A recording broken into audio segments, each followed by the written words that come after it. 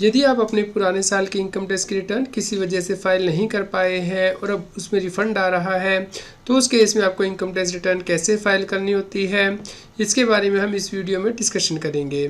CS Satbir Singh YouTube channel पे आपका स्वागत है। इनकम को कमाना मुश्किल है, लेकिन इनकम कमा के इनकम टैक्स देना, उसकी कॉम्प्लायंस करना और भी ज़्यादा मुश्किल है।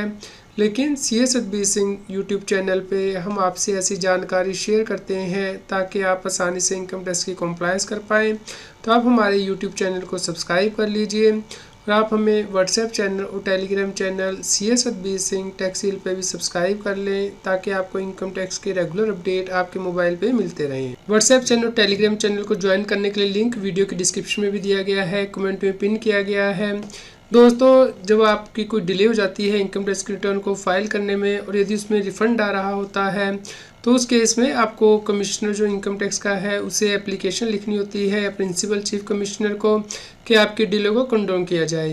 क्योंकि ITRU जो होती है अपडेटेड रिटर्न, वो आप फाइल कर सकते हैं यदि आपका टैक्स पेबल आ रहा होता है रिटर्न में, लेकिन यदि आपका रिफंड आ रहा होता है तो उस केस में आपको अप्रूवल लेनी होती है इनकम टैक्स डिपार्टमेंट से, उसके बाद ही आप अपनी ITR फाइल कर सकते हैं। तो इसके लिए सबसे पहले आपको एप्लीकेशन लिखनी होती है। तो चलिए चलते हैं और देखते हैं कि आपको एप्लीकेशन कैसे लिखनी है। तो जैसे कि आप स्क्रीन पे देख सकते हैं, यहाँ पे हमने एप्लीकेशन लिखी है कमिश्नर ऑफ इनकम टैक्स को, जहाँ पे कि हमने जो रेलेवेंट ईयर है वो डिस्कस किया है और जो पर्टिकुलर SSC के वो दिए हैं कि उसका जो रिफ़ंड है वो कैसे बनता था और वो अपनी इनकम टैक्स की रिटर्न टाइमली क्यों नहीं फाइल कर पाया। तो ये एप्लीकेशन आपको डिटेल में बना के अपने जुरिडिक्शनल जो कमिश्नर है, प्रिंसिपल चीफ कमिश्नर है, उसके पास फिजिकली सबमिट करनी होती है। आप इसे ऑनलाइन सबमिट नहीं कर सकते हैं। तो उसके बाद आपकी एप्लीकेशन आपके जुरिडिक्शनल असेसिंग ऑफिसर को फॉरवर्ड कर दी जाती है। उसके बाद आपका जुरिडिक्शनल असेसिंग ऑफिसर आपको नोटिस जारी करता है। तो चलिए देखते हैं कि नोटिस कैसे जारी किया जाता है, आपको कैसे चेक करना होता है और उसका रिप्लाई कैसे फाइल करना है। तो यहाँ पे इनकम टैक्स ऑफिसर के द्वारा आपको उसके बाद नोटिस जारी किया जाएगा, जिससे कि आप इनकम टैक्स के पोर्टल पे देख पाएंगे। यहाँ पे पेंडिंग एक्शन के अंतर्गत ई प्रोसीडिंग के अंतर्गत आप यहाँ पे देख सकते हैं कि यहाँ पे लेटर इशू किया गया है इनकम टैक्स ऑफिसर के द्वारा। यहाँ पे व्यू नोटिस एंड ऑर्डर पे क्लिक करके आप इसे देखेंगे तो आप यहाँ पे देख सकते हैं कि लेटर जारी किया गया है। तो यहाँ पे नोटिस एंड लेटर का जो PDF है दिया गया है, इस पर क्लिक कीजिए। तो यहाँ पे जाके आप डाउनलोड कर सकते हैं कि इस लेटर में क्या इन्फॉर्मेशन जो है इनकम टैक्स ऑफिसर ने मांगी है। तो चलिए ओपन करते हैं। तो आप यहाँ पे देख सकते हैं कंडोनेशन ऑफ डिले के लिए हमने एप्लीकेशन फाइल की थी कमिश्नर के पास। तो उसके बाद ये लेटर हमें आई है इनकम टैक्स ऑफिसर से, जहाँ पे कि बताया गया है कि section 119 sub section 2 clause B के अंतर्गत हमने एप्लीकेशन फ़ाइल की थी, क्योंकि असेसमेंट ईयर 2021 की ITR SSC ने फाइल नहीं की थी और उसमें रिफ़ंड आ रहा था।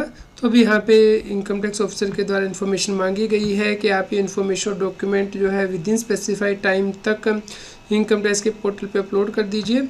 तो यहाँ पे हमसे मांगा गया है कि पर्टिकुलर ऑफ इनकम जो आप डिक्लेयर करेंगे असेसमेंट ईयर 2021 की ITR में, वो आपको यहाँ पे फाइल करनी है और इसके साथ आपको जो प्रूफ है इनकम के वो भी लगाने हैं। जो डिडक्शन एग्जम्पशन आप क्लेम करेंगे वो भी आपको लगाने हैं।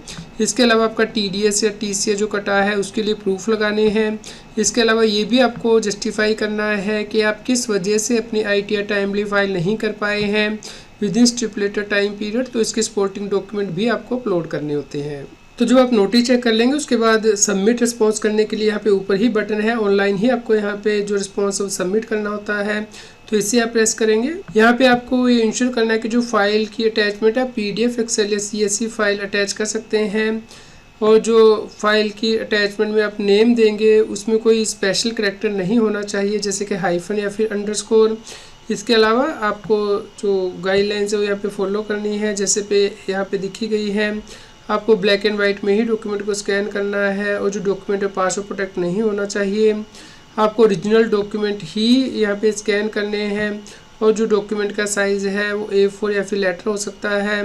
यदि मल्टीपल पेजेस हैं तो आपको सभी पेजेस को सिंगल फाइल में जो करना है और ये इंश्योर करना है कि जो फाइल है 50 MB से ज़्यादा नहीं हो और पुअर क्वालिटी के डॉक्यूमेंट आपको अपलोड नहीं करने हैं। तो यहाँ कंटिन्यू करना है। उसके बाद आपको यहाँ पे चूज़ करना है कि क्या आप पार्शियल रिस्पांस देंगे या फुल रिस्पांस देंगे। तो हम यहाँ पे फुल रिस्पांस दे रहे हैं। हम सभी डॉक्यूमेंट अभी एक साथ अटैच कर रहे हैं। यदि आपके पास भी कुछ डॉक्यूमेंट अवेलेबल है तो पहले पार्शियल कर दीजिए, फिर जब दोबारा आप अपलोड करेंगे बैलेंस डॉक्यूमेंट तो वहाँ पर फिर फुल रिस्पॉन्स कर सकते हैं। तो यहाँ पे फुल रिस्पॉन्स करके आप यहाँ पे जो है अपना रिस्पॉन्स टाइप करेंगे और यहाँ पे जो नीचे अटैचमेंट दी गई हैं, click here to select category of attachment, इस पर क्लिक करना है।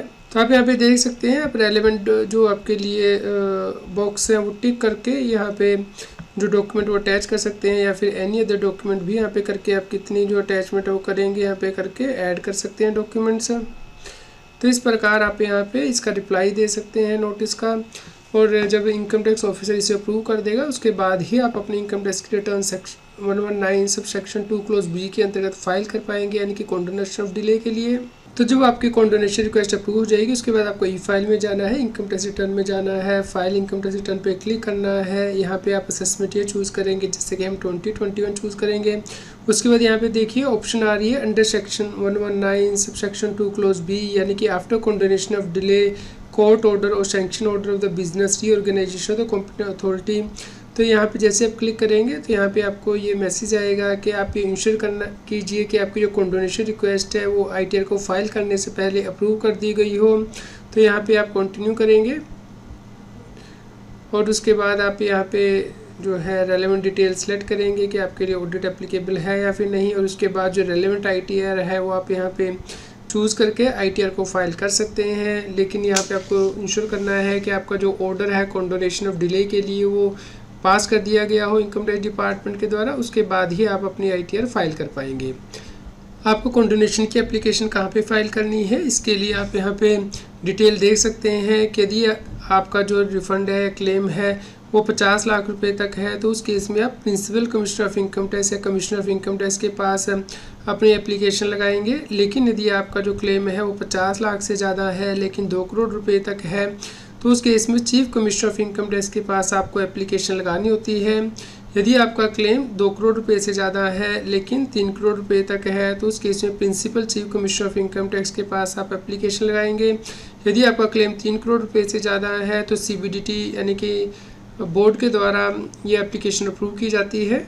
यहाँ पे आपके ध्यान रखना होता है कि यदि आपकी कॉन्डोनेशन की एप्लीकेशन है तो उस केस में रेलेवेंट असेसमेंट ईयर के ख़त्म होने के बाद 6 साल के अंदर अंदर आपको अप्लाई करना होता है और उसके बाद ही कोई डिसीजन इनकम टैक्स डिपार्टमेंट के द्वारा लिया जाता है।